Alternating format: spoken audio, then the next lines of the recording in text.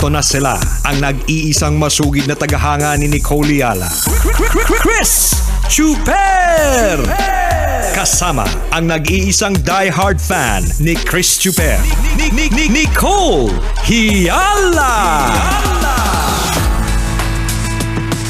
Mula sa Mahiwagang Burnay, ang kwento.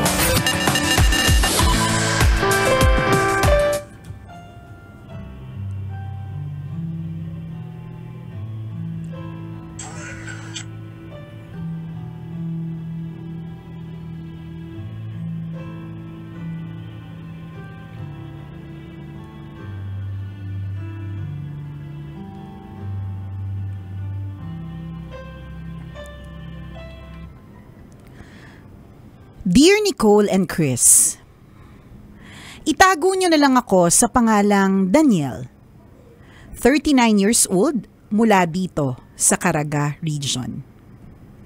Hindi man ako araw-araw nakakapakinig ng live, napanood ko naman lahat ng videos niyo sa YouTube. Kaya naman, tambalanista pa din akong tunay na maituturing. Sumulat ako para ibahagi sa inyo ang nakakalitong love life ko. Lumaki kasi akong confused kung ano nga ba ang sexualidad ko. Noong 4th year high school, may nangyari sa amin ng crush kong lalaki, pero hindi na nasundan. Pagtungtong ng college, tumira ako sa isang all-boys dormitory. Busog na busog ang mga mata ko sa mga naglalakihang nakaipit sa mga singit. Ano ba yun? Dahil hubot-hubad sila kumaligo. Hindi naman sila naasiwa dahil discreet ako. Nagtapos ako ng kursong education at nagturo sa isang private school. 10 taon ako doon pero ang alam ng lahat, straight ako. Nagkaroon ako ng kasama sa bahay. 5 silang working students pero si Carlo ang paborito ko. Ibinigay ko ang lahat ng material na pangangailangan niya. Tabi kaming natutulog pero wala namang nangyayari. Pagkatapos niya ng junior high, lumipat siya sa ibang eskwelahan para mag-senior high. Bumalik siya sa akin nung pandemic. Tumangkad at lalong gumwapo. Kaya naman, ang daming babaeng umaaligid sa kanya. Hindi ko tuloy mapigilang mainis at magselos. Lumipas sa mga taon at nagkaroon ako ng lakas ng loob na aminin kay Carlo na gusto ko siya. Nilayuan niya ako. Nagsorry naman ako at bumalik ang closeness namin. Nilinaw lang niya na walang pwedeng mangyari dahil babae lang ang gusto niya. Unti-unti natanggap ko na hindi talaga kami para sa isa't isa. May ka-live-in na siya ngayon at malapit na silang magkaanak. Ako naman ay magka-40 na pero discreet pa rin. Active kasi ko sa simbahan at alam kong hindi masyadong tanggap doon ang katulad ko. Gusto ko na lang mag-asawa at bumuo ng pamilya. Kaso, hindi naman ako marunong manligaw ng babae. May tips po ba kayo? Salamat po sa pagbasa ng sulat ko. Ang inyong tambalanista, Daniel.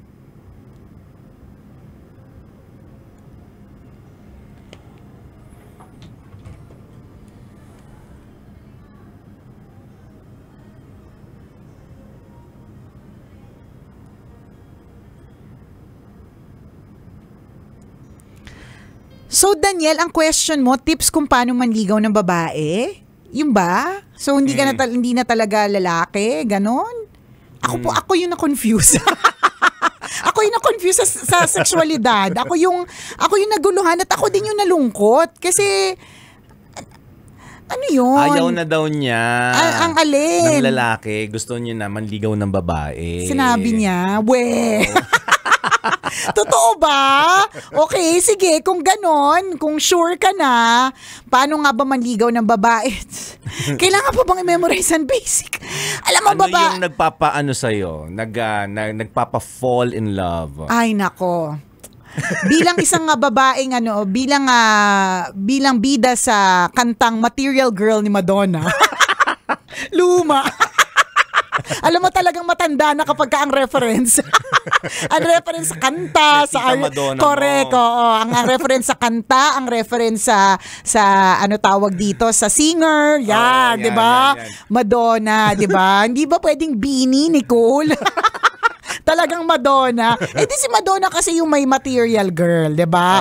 Oh. So kung iba-iba naman kasi ng klase ng babae, 'di ba? So kung ang alam mo na yung babae maarte, medyo mahilig sa mga kumikinang-kinang na mga bagay-bagay, aba napakadali lang, 'di ba? Di bibigyan mo siya, liligawan mo siya sa mga bagay na gusto niya. Tama. So kung trip niya yung mga makikinang na headband katulad ng suot ko, mafo-fall yan kapag ka naghanap ka ng kakaibang headband para sa kanya. Yung mga ganun, kung ano yung trip, mahilig siya sa alahas, Gora sa Mayat de la Rosa Fine Jewelry, ganun. Kung pala Simba, 'di ba?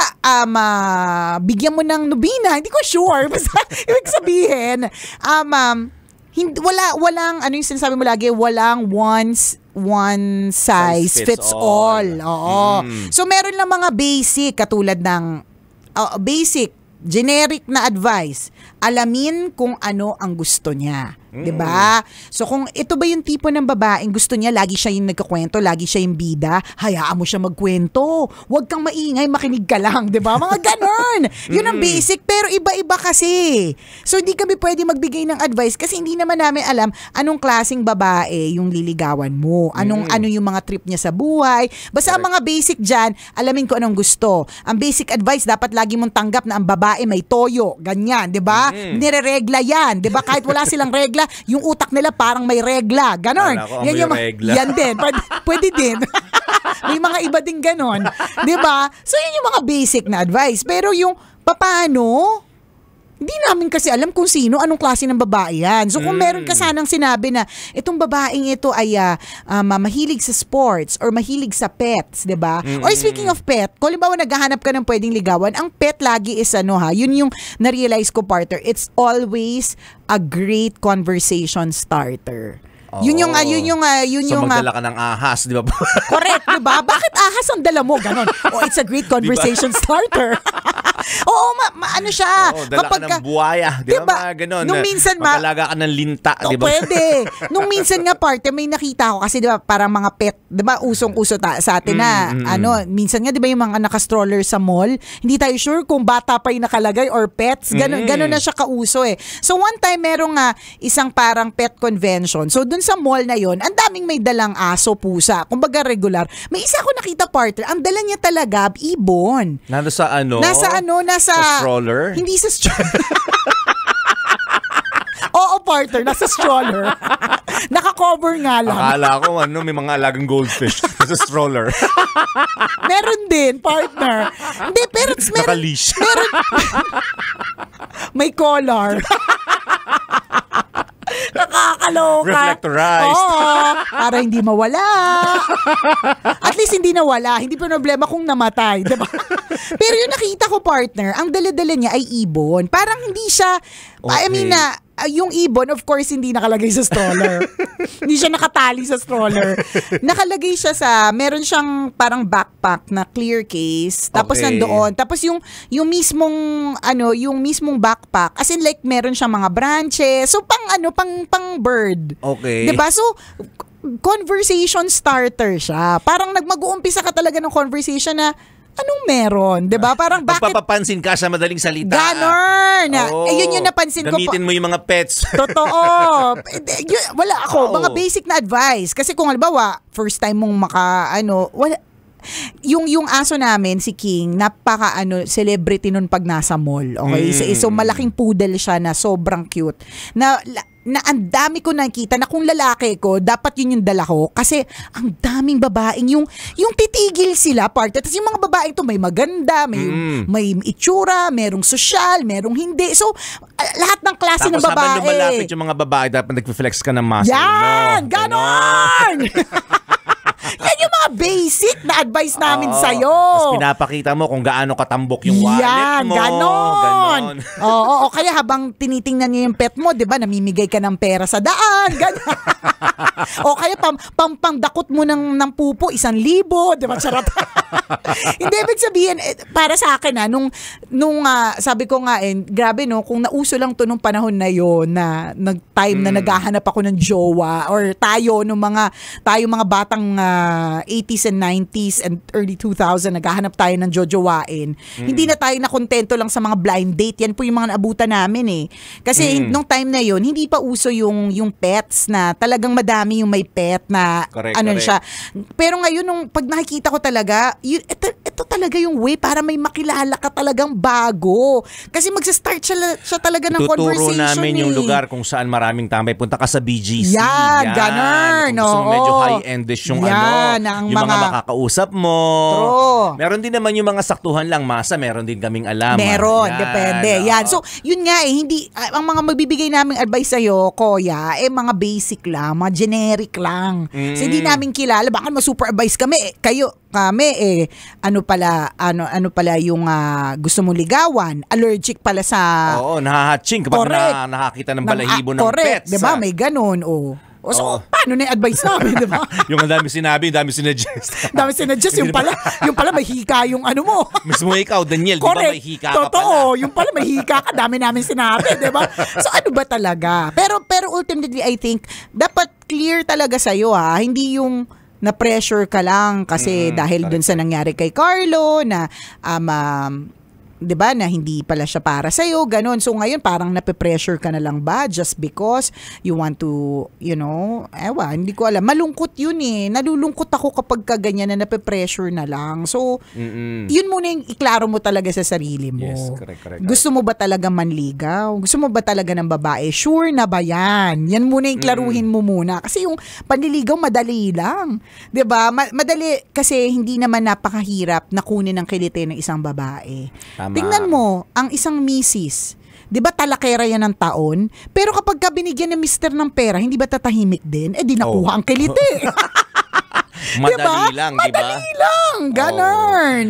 Totoo lahat ng sinabi ni partner. Madali ang lahat kapag alam mo sa sarili mo kung ano talaga yung gusto mo. Kasi totoo yun Pag nakita mo, for example, di ba naglakad ka ng mall, nakakita ka ng paborito mong sapatos o yung talaga na-attract ka doon sa sapatos na yun at paborito mo yung brand na yun. Hindi ba't madali na ang lahat? Correct. Di ba madali na, nakita mo na agad So in your case, hindi mo pa kasi siya nakikita, kaya hindi mo pa alam. Correct. Diba? Hindi rin namin alam sasabihin namin. So sino yung gusto mong ligawan? Anong klase yung gusto mong ligawan? Sino siya? Pag na-identify mo na, first and foremost, pag nakita mo na yung liligawan mo, madali na yung next steps mo. Kasi alam mo na ay si Nicole pala, ay mahilig siya sa mga kumikinang. Diba? Ay mahilig siya sa pets. Ay patay gutom siya, bibigyan ko ng pagkain. So madali na, everything will follow. Pag na-identify mo na yung kung sino at anong klaseng babae yung liligawan mo. Meron ka bang pinakamahirap na niligawan, partner? Yung parang ang hirap naman itong i-please, ganun. Wala.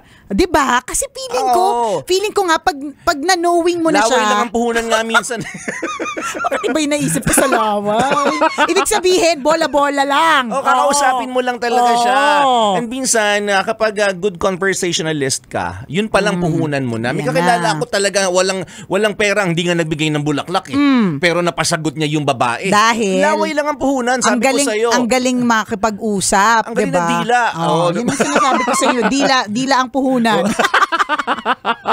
Napauo niya, na-convince niya, di ba? Nakapanligaw siya. Pero ito generic, basic lang din. Kung hindi mo lalakasan ng loob mo, wala ding mangyayari. Truly. Kung pangungunahan ka palagi ng hiya, kahit gusto mo yung tao, at panghihinaan ka ng loob, wala ding mangyayari. Tama. So, unang puhunan yon, unang investment yon, dapat malakas yung loob mo. Correct. Kapalan mo ang mukha mo. Dapat mag-gain ka ng confidence. Dapat tiwala ka rin sa sarili mo. Yes. Madali na lahat. Yung pagbibigay na kung anong klase, saan mo dadalhin, anong papakain sa kanya, totoo yan. Anong magpapatirik ng mata niya, madali na lahat yun. Madidiscover mo yun in the process. Correct. Anong magpapaangat ng puwit sa kilig. Makikita mo talaga yun makikita mo naman magla-light up yung face niya kapag ito yung sinasabi ko, minsan may toyo ang babae. Yung parang kaya kailangan mo siyang ma-identify kung anong klase ang trip niya. Kasi kunyari, magla-light up yung face niya kapag dinadala mo kunyari sa paresan. Yung kita mo talagang siya, parang nagiging blooming, ganun. Kasi yan yung mga trip niya. Pero kapag dinadala mo siya dun sa kunyari Japanese, 'di ba parang nagbubusangot, paano hirap na hirap mag-chopsticks, 'di ba? So, alam mo yung ganun, yun yung mga aalamin mo. At madi-discover mo yan along the way. Correct. So, identify mo muna sino ba? Ano bang gusto mo? 'Di ba sino ba pinupuntirya mo? True. Unang-una nakita mo na ba? Yan. Baka naman wala pa. Ang dami naming sinabi, tapos wala ka pa pala nakikita, 'di ba? And then tsaka ang mahalaga din dito, you have also to stay true. Ibig sabihin maging authentic. Mahirap kasi yung parang okay, yung trip mo, yung nakita mo, mahilig sa pets. Mayaman. O kaya mayaman, 'di ba? Pero ikaw mismo alam mo sa sarili mo, hampas lupa ka. Alam mo kaya hindi ka mahilig sa pets, hinihika ka, 'di ba? Tapos pipilitin mo. Pwede mo namang pilitin pero hindi mahirap 'yan magtagal. 'Di ba? So dapat kung meron kang liligawan, okay, identify mo sino bang klase. Tapos ikaw din mismo sa sarili mo, yung magiging masaya ka, yung kaya mong panindigan, yung hindi ka magiging peking tao kapag kakaharap siya. Ganun. So good luck sa panliligaw at naway maging ma-achieve mo at maging makabuluhan yung mga effort mo sa panliligaw na yan. Totoo yun. Pero kailangan mo din ng pera dito ha. Kung talaga Hindi ko talaga i-deny. Kasi malaking bagay yun eh. Correct. Hindi lahat katulad ni partner na laway-laway lang. Correct. May kakaibat din talagang gastusan kasi gusto mo ligawan, di mo mapuntahan. Oo. Diba? Medyo mag-i-invest ka rin doon. Yes. May ganong kaakibat. Hindi lang po sa itsura ang lahat, hindi lang sa laway ang lahat, hindi lang sa dila ang lahat.